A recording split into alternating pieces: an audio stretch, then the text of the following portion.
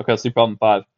Segment AC has endpoints 4, 7, which is point A, and C, which is x comma y, so we don't know it. The midpoint is point B, negative 1 comma 4, and we got to find the coordinates of point C. Okay, this one's a light bulb because it's not as straightforward as just finding the midpoint of a segment. We get the midpoint, we got to find that other endpoint. So let's draw a sketch for this one. So you could graph this in the 4 quadrants and graph the points exactly, but we don't really need to here. This is going to be A, we know B is in the middle, and we know C is down here. Okay, so A is 4 comma 7, C is x comma y, and B is negative 1 comma 4. Okay, so I know this one wouldn't be exactly a horizontal line if we were to graph it in 4 quadrants, but that's okay. It's gonna work for us even like this. Okay, so let's think about this one like this.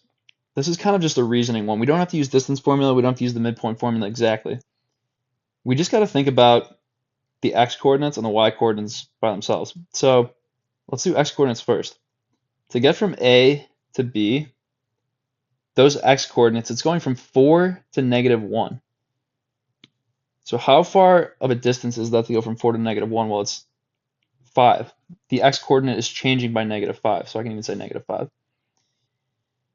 If that's the case and B is the midpoint, then we know that to go from point B to point C, the x coordinate is going to have to go down by 5 again. So we know the x coordinate here, negative 1 minus 5, is going to be negative 6. Okay, now let's do the same thing with the y's.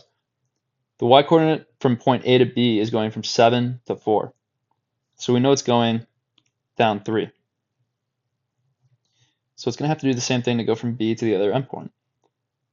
It's going to go from 4 down 3 to positive 1, and that's going to be our answer, negative 6 comma 1.